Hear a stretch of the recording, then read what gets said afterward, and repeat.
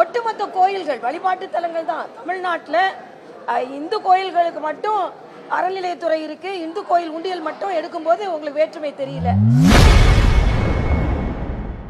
Budget குறித்து செய்தியாளர் எழுப்பிய கேள்விக்கு பாஜக மூத்த தலைவர் தமிழிசை சவுந்தரராஜன் பதிலளித்துள்ளார். ஆரம்பிக்கிறதுக்கு முன்னாலேயே முதலமைச்சரின் குறுகிய புத்தி நன்றாக வெளிப்படுத்தியது என்பதான் நான் இங்கே சொல்லுவேன்.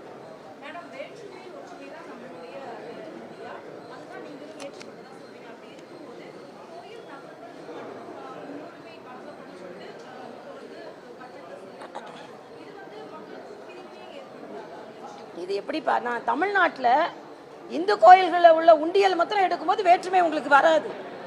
ஒட்டுமொத்த கோயில்கள் வழிபாட்டு தலங்கள் தான். தமிழ்நாட்டில் இந்து கோயில்களுக்கு மட்டும் அறநிலையத்துறை இருக்கு, இந்து கோயில் உண்டியல் மட்டும் எடுக்கும்போது உங்களுக்கு வேற்றுமை தெரியல.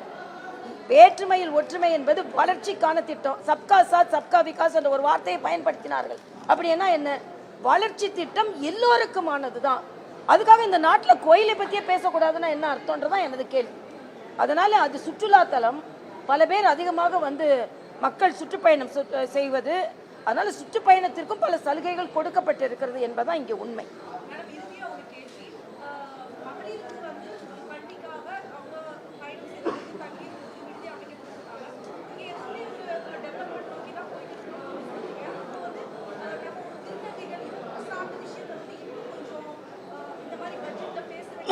இல்லை, நிச்சயமா பேசுவாங்க. நமக்கு இப்போ மேனட்டால நமக்கு தெரிகிறது.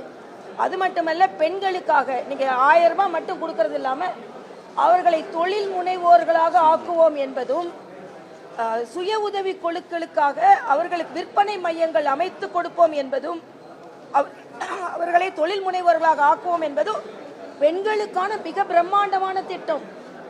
அதனால அது மட்டும் இல்லை, கண்டென்ட் கிரியேஷன் 15,000 பள்ளிகளிலையும் 5,000 கல்லூரிகளிலும் கண்டென்ட் கிரியேஷன் கொண்டு வருவோம் என்று சொன்னது மிக மிக நல்ல விஷயம் இளைஞர்களுக்காக.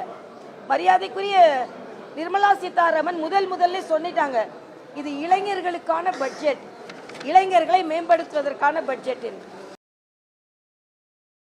செய்திகளை உள்ளது உள்ளபடி தெரிந்து கொள்ள ரெஃப்ளெக்ட் நியூஸை சப்ஸ்கிரைப் பண்ணுங்க.